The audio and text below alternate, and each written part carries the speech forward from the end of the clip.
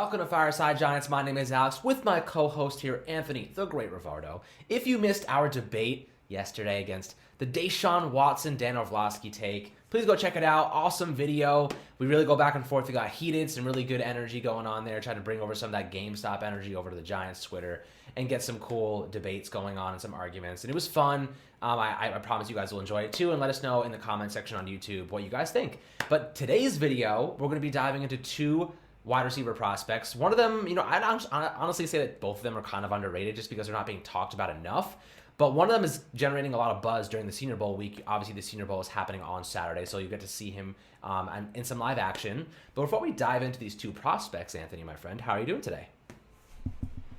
I'm doing quite well. I am chilling, just ready to talk about these prospects. I think these are very versatile, dynamic, electric players, especially Rondale Moore. He's somebody that I brought to Alex's attention recently because, he's very unique. There's not really many guys like Rondale Moore. You can try and make some pro comparisons, and the one that you'll probably hear often is Tyreek Hill, which is, it's hard to compare anybody to Tyreek Hill. Tyreek Hill is different. He does things that nobody else on the planet can do, right? So it's kind of interesting. But with Rondale Moore, I think he's very exciting, and I'm actually excited to discuss him.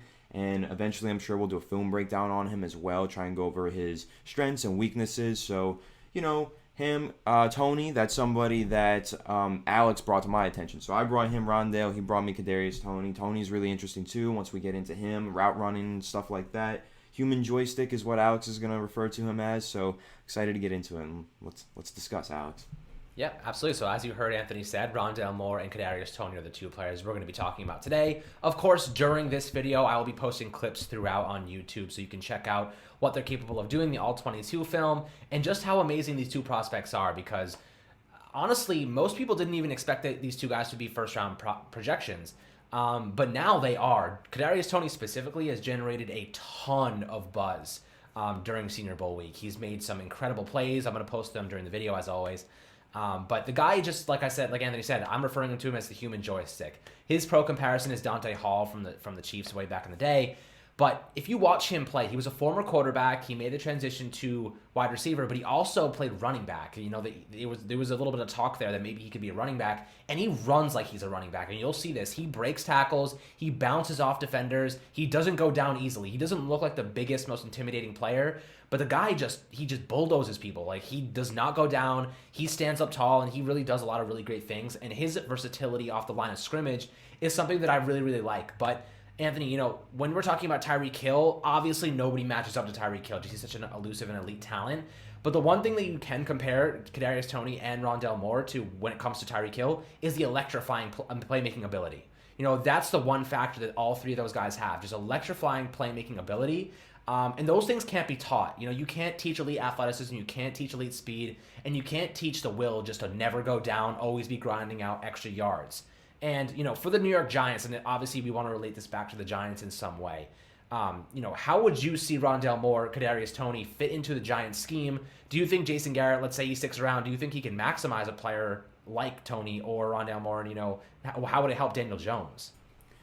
Okay, Kadarius Toney, I think, could probably fit into the Giants scheme. Rondale Moore would be really difficult. Rondale Moore is a guy that you build the scheme around. When we did our film breakdown on Jaylen Waddle, we talked about how you have to build a whole scheme around Jaylen Waddle. So basically, the Giants' offense would look significantly different. It would change drastically overnight if they were to draft Jaylen Waddle. Same thing would go for if they drafted Rondale Moore, because Rondale Moore is not going to thrive when he's running 7-yard curls. If he's just standing on the outside, running a curl and coming back, or if he's just running whip routes underneath. This is a guy that you need to push vertical. This is a guy that you need to get the ball in space, throw screen passes to him, shallow crossers, deep crossers, get him on crossing routes, get him nice matchups from the slot position.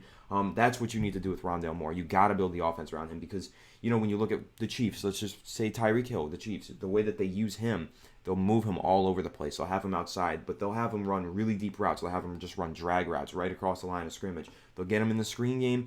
It's very creative, and they really run their passing attack through Tyreek Hill. And not even if the ball is going to Tyreek Hill, it still runs through Tyreek Hill, because if you send Tyreek Hill vertical, safety has to go over top and help because he's just so fast and electric, right? So then that opens things up underneath for Travis Kelce, Robinson, Sammy Watkins, all the other playmakers that are on that loaded Chiefs offense. So the Giants obviously don't have a loaded group of playmakers on their offense, but even still, having a guy like a Rondale Moore, for example, who's just going deep, going vertical, and the safeties have to respect that, might open things up for a guy like Shepard underneath, working from the outside, running a little, 5-yard curl. It actually might help him out in that scenario. So, because the Giants really didn't have a vertical threat. I think they tried to use Darius Slayton in that way. He definitely ran the fastest 40 time out of all of our wide receivers, but let's be real, he really wasn't getting good releases off the line of scrimmage. He was often getting jammed within 5 yards of the line of scrimmage and not really beating press coverage, and it became a bit of a problem as the season went on. So, with Darius Slayton, they want him to be a vertical threat. I really don't think that he is their vertical threat. But if they had Rondale Moore,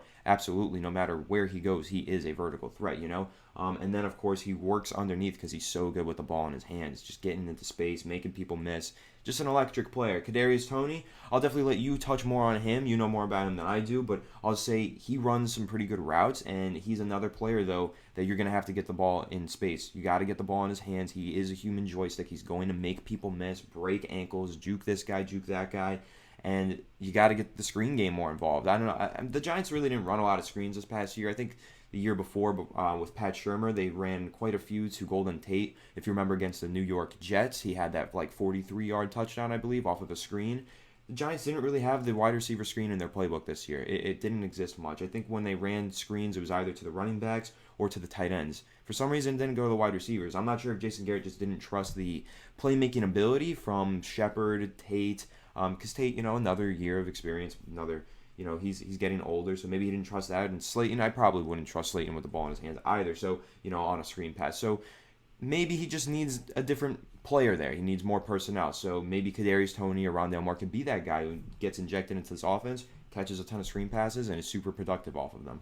Yeah, exactly. It really is just personnel based, and I don't think that they ran the Giants specifically didn't run a lot of screen passes because they didn't have the personnel to do it. Sterling Shepard, I don't want him catching the screen passes because he's one of the most elite run blockers and really just wide receiver blockers in the NFL. You want him out there blocking. You don't want him catching it because then you have guys like Darius Slayton blocking and they're going to get run over easily. If you have, if let's say you're running trips and you have Rondale Moore, you have Sterling Shepard, and let's say you have Austin Mack, a bigger body there. You're throwing that ball to Rondale Moore on a screen on trips on the right side, and you're going to have two good wide receiving blockers out there to make some guys, take some bodies up and allow someone like Rondale Moore or Kadarius Toney to really excel. I just don't think they had the personnel to do it, like you mentioned. But there's a couple factors to mention when it comes to Rondale Moore. Specifically, during his freshman season with Purdue, he put up 114 catches, 1,258 yards, and 14 total touchdowns. Right? He had about 220 yards on the ground. So when you are building a scheme around someone like Rondale Moore, you need to be using a lot of end arounds, a lot of fakes, a lot of screens, a lot of underneath drag crossing routes. He's not going to push the field. He's not going to stretch the field on these deep routes. He can run up the seam. He can run streaks up the seam. But you really want to get him into space and scheme him open. And that's where Saquon Barkley comes into play too, because if you have a very, very effective running game, it really helps guys like Rondale Moore because you could easily fake a handoff, end around it to Rondale Moore. You could play action, drag Rondale Moore across the line of scrimmage, drag him across on those slide routes. And that's really what you want to do with him. Get him into open space, let him make tacklers miss, and that's where he excels the most. And that's also with Kadarius Toney, too. These guys are very, very good at getting off the line of scrimmage quickly. But the problem with Kadarius Toney is I think he'll play more of a Z receiver role because he's smaller, right? I think he'll get jammed relatively easily if he's playing like man-to-man, like straight up right in his face. He'll get jammed off the LOS. But if he's playing in the Z route, he's a couple feet off the line of scrimmage. We saw him run an absolute dagger of a route, not the actual route, but he ran such an absolute monster of a route based on his release. He jab stepped to the left side and he crossed over the cornerback. The cornerback, by the time he even realized that Toney was gone, Toney was 20 yards downfield. He dropped the pass, so that's another kind of issue to bring up. But you'll see the clip in this video. It was just incredible to watch. When you have a guy who can get off the line of scrimmage like that and create separation at such an elite level, it opens up your offense so much more because now you have to compensate for a receiver who's that talented.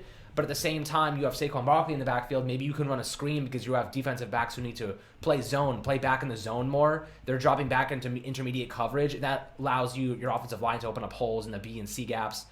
which is just super beneficial. But when it comes back to Rondale Moore, he did get injured a lot. Durability issues was one of his major concerns. Well, before you switch it back to Rondale, you mentioned that one clip of Kadarius Toney that everybody's talking about where he just ran like that absolutely disgusting route. It was beautiful. And then he dropped the pass at the end. So a lot of people are concerned about that drop all throughout the statistic. He only had 3 career drops on 123 catchable passes in college. So one of the strengths that he has is his hands. That's just one rep.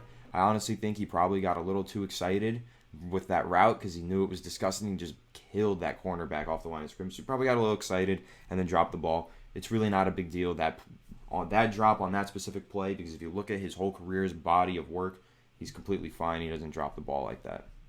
Yeah, exactly. So, I wouldn't really take much stock in the whole dropping of the football part of it.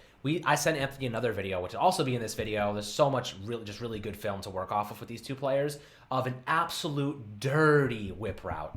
He has the ability to stop on a dime and turn his entire body without breaking a sprint. Like he can whip that route into 0 to 60 like right off the bat. That's the type of athleticism you're getting. That's the human joystick nature of his play. He can turn on a dime. He has elite level speed. He's just so athletic. He's a two-sport athlete. He was a track star in college as well. So when you're talking about Kadarius Toney, you're getting a guy, who has that elite athleticism, but he also had a couple of injury riddled seasons. He didn't play the most. He only played 7 games in 2019, played 11 this past season.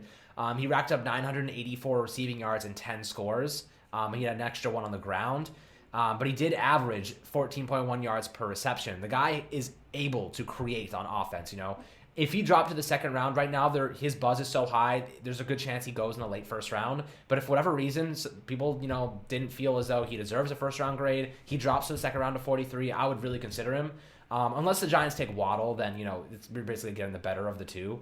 But when it comes to Kadarius Toney, just such an interesting talent because he does remind me a lot of, Rondale Moore in the sense that their playmaking ability is just so elite. But Anthony, what do you think about the injuries here for both Rondale Moore and Kadarius Toney? More so for Moore, though, because he did miss a ton of games. He only played in 7 games the last 2 years, major durability issues, and their lower body. And I know, Anthony, you don't like lower body injuries when it comes to receivers. So those are something that you might be concerned about. Maybe you don't want to consider him a first-round talent. I wouldn't personally because of those durability issues. But if you get him in the second round and he stays healthy, you're talking about a guy that can change your offense forever. Yeah, I think you're talking about a guy who is a first-round talent but has some red flags that are going to push him potentially into the second round. I actually wouldn't be surprised if Rondale goes in the first round. Teams these recent years are really chasing speed. Speed kills in the NFL, especially now. You've seen the way that the Chiefs have really changed the way that offenses play in this league. So, speed kills. So I wouldn't be surprised if Rondale Moore does go in the first round because of that. But I know that there has been buzz about him dropping to the second, like even the late second round because of his injury history mainly. He does have recurring lower body injuries. Lower body injuries are the ones that linger.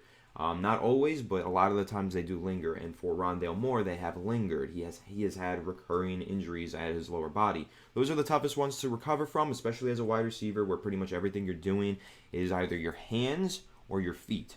So when your lower body is not in sync, it makes things really difficult. You're not going to be separating. You're not going to be running the best routes, stuff like that. And Rondale Moore is a great prospect. He actually does run pretty good routes, and he's very electric. Like you said, both of these guys are similar in the fact that they're playmakers with the ball in their hands. You want to get the ball in these guys' hands and let them just go to work and do their thing. Rondale Moore has crazy straight line speed. He will outrun everybody.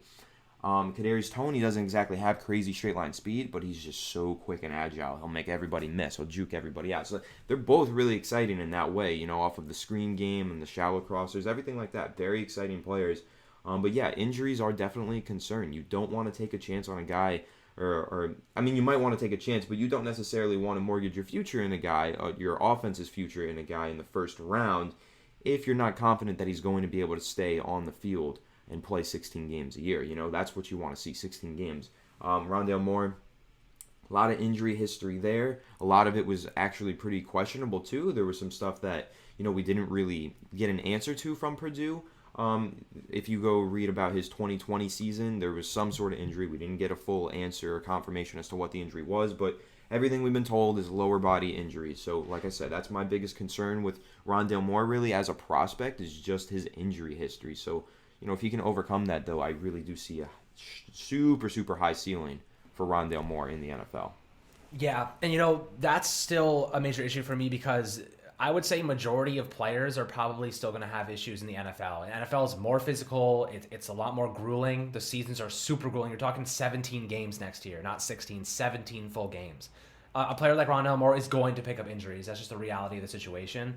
So, it is what it is. Obviously, Rondale Moore has the ability to be just an absolute monster. And I think that if the Giants did manage to get him, they need to complement a guy like Rondale Moore with a big body receiver on the outside, like a Kenny Golladay. If you have Saquon Barkley, Kenny Golladay, Rondale Moore, and Sterling Shepard, your offense, there's no excuse for having a bad offense, personnel-wise, right? The only way that offense gets screwed up is either DJ just doesn't play up to his potential, or Jason Garrett completely just runs them into the ground in terms of hooks and curls and just terrible route concepts.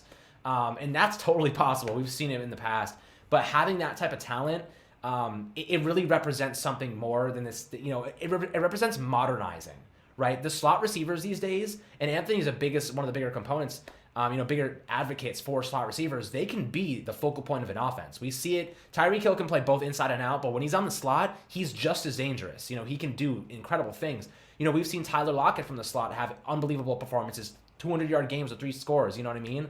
There are players that in the best receivers are able to travel into the slot. That's the difference between good and great. Yes, I think, the best receivers are able to play in the slot and outside. They can move around. If you're looking at a guy like Odell Beckham, we'll throw that out there, for example, since somebody said that I was hating on Odell in the last video. I absolutely was not doing that. Odell moved outside, inside, played all over the place, and was dominant all over the place. But there's other receivers in the league.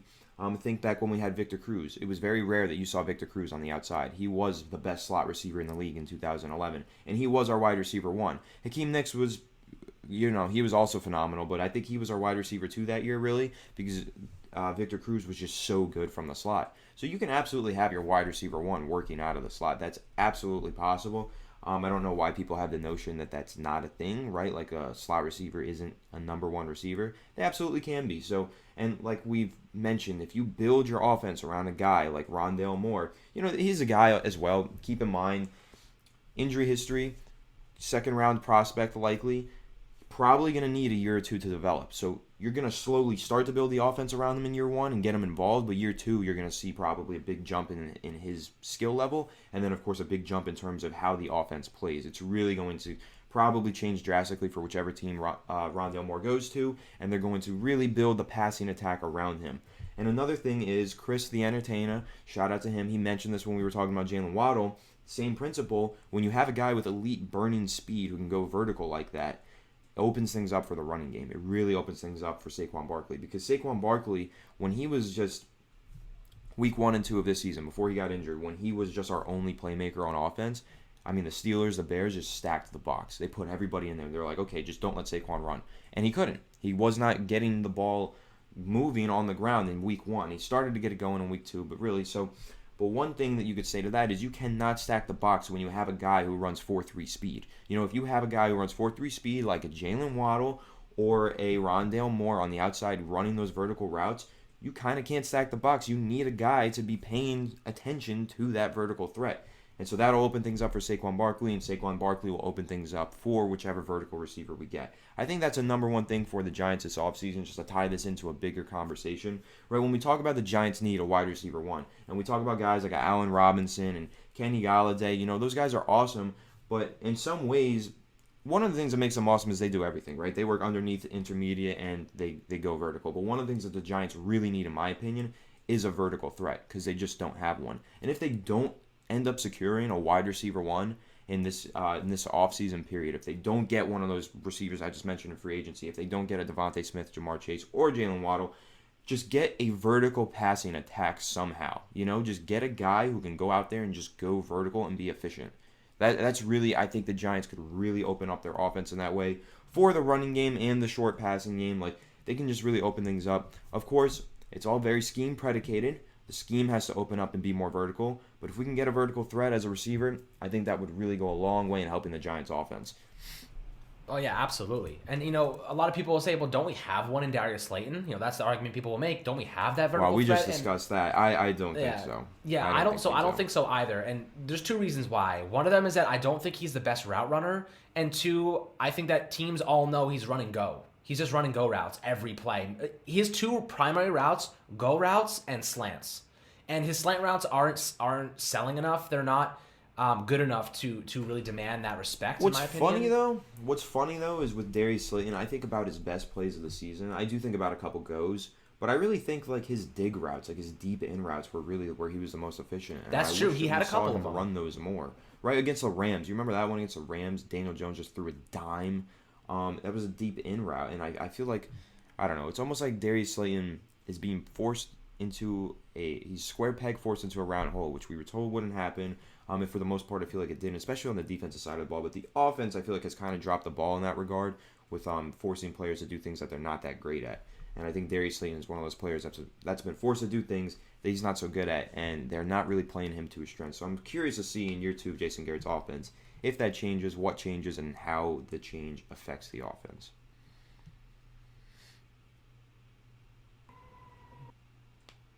All right, you'll have to edit this. Yeah. I'll edit it. It's not a big deal. Yeah. It's just going by my fucking apartment right now. Yeah, it's all good. It happens often for you. Yeah, as soon as we're done recording, I have to leave because I totally noticed. I was at the house before this, and I was playing basketball. I took my gold bracelet off. I can't find it, so I got to go find it. And I'm, freaked out about it because it's super expensive. Okay, yeah, we're done in 5 seconds. I'm just going to do my last remark, and then we'll Cool. All right, I'm going to start right. And what did you finish off with saying? Darius Slayton? About Darius Slayton, his role in the offense, if it changes, how that will change things. Yeah, basically, he's a square peg in a round hole is basically the main argument I was making. Okay. So, I agree with you when it comes to Darius Slayton. I think, personally, he is like a wide receiver 3. We tried to get him into that wide receiver 2, wide receiver 1 role, even push him and really force reps his way, and he just couldn't get it done. Having a guy that on the outside, like an Allen Robinson, like a Kenny Golladay, who you can trust to run really good routes and also win those 50-50 balls, like consecutively and just routinely, really opens it up for guys like Darius Slayton, because then you put them in the game and you can run those go routes behind coverage. Also, I don't think we utilized play action well enough because they didn't really respect any part of our offense this past year. They were playing cover 1, cover 0 for a majority of games, and they just did not respect our ability to run the football. They didn't respect our ability to pass the football. They didn't respect us at all. So when that happens, you can basically just play safety defense, and you can play aggressive defense. You can just basically rush as many guys as you want, get after the quarterback. But when you have Saquon Barkley in the lineup, when you have him available, he demands so much attention that it'll take guys out of coverage. It'll force teams to actually stack the box, and it'll allow guys like Darius Slayton going into the game against CB3s or CB2s that are already worn out by some of our better receivers, and he could just burn them deep. It's really about creating mismatches. The NFL is a mismatch league, and we don't have the personnel to create enough mismatches and really take advantage of those. So getting a guy like Rondale Moore, Kadarius Toney, they allow you to just go after those mismatches. They can beat slot corners, they can beat cornerbacks, they can beat safeties, and they can beat linebackers if you're playing zone. So it really has a lot of potential when you talk about those two guys. It really depends on if either of them even drop to the second round. But Anthony, I'll say this last question: if you had to choose between Rondale Moore, Kadarius Toney, and considering their injury histories, considering production, considering what they have to offer, and you had to pick at 43, who would you take? I would probably go Rondale Moore. If you're thinking both of them are there at 43 and they're both projected to go late first round, right? Because actually people are projecting Kadarius Toney to go late first round now. He's really shot up draft boards, a guy you haven't heard much about until now. So I would probably go Rondale Moore. When I watch him, I just see such electricity, such speed. Really just a guy you can build an offense around and really open things up in the passing game, short, deep.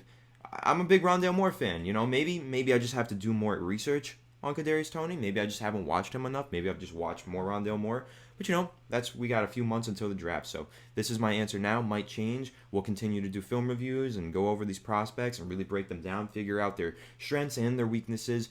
But right now, as I see it, I'm a big Rondale Moore fan. I think that he is just a true offensive weapon for the modern day NFL. And I think that if the Giants were to have a player like that, it could really, really change things and really fix a lot of the inefficiencies that we've seen from our offense over the past year.